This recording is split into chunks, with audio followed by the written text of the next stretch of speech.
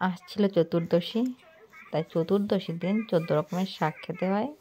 এটা অনেক বাড়িরই নিয়ম আছে, যদিও আমাদের বাড়ি তো সে অন্যথায় কোনো এই নিয়মটাই চলে, চতুর্দশীর দিন 14 রকমের শাক খেতে হয়। এই দেখো, এটা হচ্ছে পিপিলির শাক, আর এটা চাল কুমড়ো, এটা কলমি শাক ছিল, এটা লাউ লাউ শাক, হ্যাঁ এটা কুমড়ো শাক ছিল,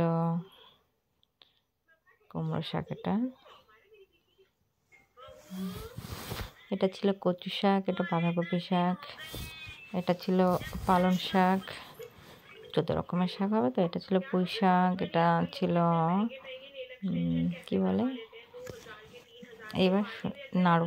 তারপরে আমরা নাড়ু করতে বসে গেলাম, নাড়ু রেডি করা হচ্ছে। এই যে মা সব কিছু নারকেল যে কড়াইতে দিয়েছে, এটা চিনির নাড়ু হবে যদিও।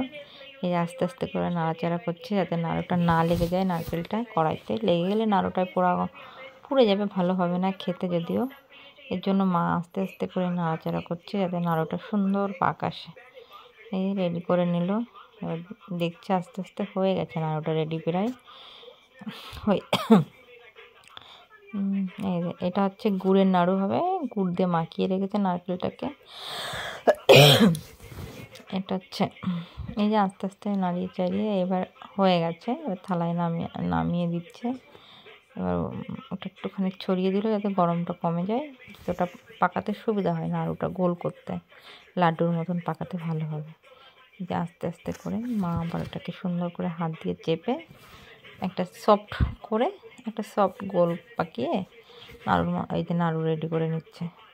মা আমাকে জিজ্ঞাসা করছে দেখো তো কেমন হয়েছে নাড়ুটা। আমি আবার ওটা হাত দিয়ে পাকিয়ে বলছি একটু নরম নরম আছে, এখনও রেডি হয়নি, আর একটু সময় লাগবে হতে। এবার মা আস্তে আস্তে ওটাকে আবার রেডি করে, দেখো কি সুন্দর নাড়ুগুলো হবে। আস্তে আস্তে এই যে হয়ে গেছে, প্রায় হয়ে গেছে, রেডি হয়ে গেছে, নাড়ু রেডি, সুন্দর নাড়ু হচ্ছে। এই যে আমার মেয়ে প্রদীপ দেওয়া শুরু করে দিয়েছে, যদিও প্রদীপটা আগে দিয়ে দিয়েছে। প্রদীপটা রেডি করছিলাম আমি ঘরে, ওই যে ঘুম থেকে উঠে প্রদীপ দিচ্ছে। প্রদীপ দিতে হয় আজকে প্রদীপ চতুর্দশী, এই যে চতুর্দশীর দিন প্রদীপ দিয়ে দিল আমার মেয়ে। এই যে প্রদীপগুলো আমি রেডি করেছিলাম সন্ধ্যাবেলায়, সুন্দর করে রেডি করে রেখেছি। এই যে পুষ্পপাত্রে সুন্দর করে সাজিয়ে প্রদীপে তেল দিয়ে সলতে দিয়ে সবে রেডি করবো বলে সব কিছু প্রস্তুত করেছে। এই যে আজকে যেহেতু চতুর্দশী, আজকে 14টা প্রদীপ দিতে হবে। আগামী দিন আমাদের মোম দেওয়া, যেহেতু কালী পুজোর দিন মোম দিতে হয়, আর কালী পুজোর আগের দিন চতুর্দশীর দিন ভূত চতুর্দশী আজকে যাকে বলা হয়, তাই আমরা আজকে প্রদীপ জ্বালিয়েছি। প্রদীপ রেডি করলো আমার সোনা, আমার মেয়ে আর আমি, আমার সোনাই রেডি করছিলো বসে বসে, আমি রেডি করছিলাম, সোনাই আমার পাশে বসেছিল। এই যে প্রদীপ হয়ে গেছে মোটামুটি প্রায় তেল দেওয়া, এবার শুধু সুন্দর করে ধরিয়ে নিতে হবে। দেখো অনেকেরই এটা নিয়ম আছে আজকে প্রদীপ দেওয়া, অনেকে আবার কালী পুজোর দিন, অনেক লোকজন আছে সেটা কালী পুজোর দিন প্রদীপটা দেয়। সবাই সমান তো না, সবার নিয়ম একটু একটু আলাদা হয়, যেহেতু আমাদের আজকে নিয়ম তাই আমাদের আজকেই প্রদীপটা দিতে হবে সন্ধ্যাবেলায়। আর আগামীকাল মোম দেওয়া কালী পুজোর দিন। তোমাদের কার কার এই নিয়ম আছে প্লিজ কমেন্ট করে বলবে। কত ভালো লাগছে, সুন্দর লাগছে, যখন মানে রেডি করেছিলাম এত ভালো লাগছিল দেখতে, খুবই সুন্দর লাগছিলো, মানে বলে বোঝানো যাবে না, এত ফাইন লাগছিলো দেখতে।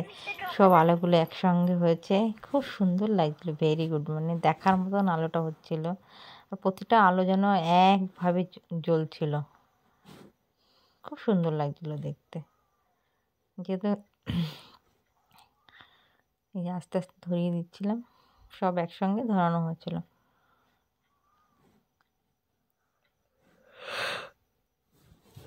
এই দেখো পুরো রেডি। এইবার দেখো বলো কেমন লাগছে দেখে, বুঝেছো?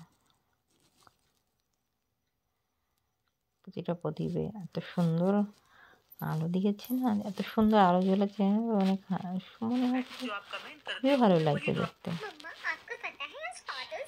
সুন্দর লাগছে।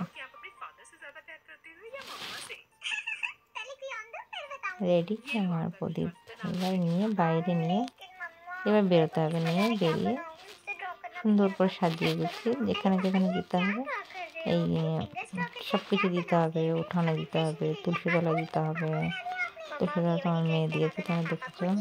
এই যে আমরা তারপরে প্রদীপ দেওয়ার পরে আমরা বাজি পুড়িয়েছিলাম, কি ভালো লাগছে না?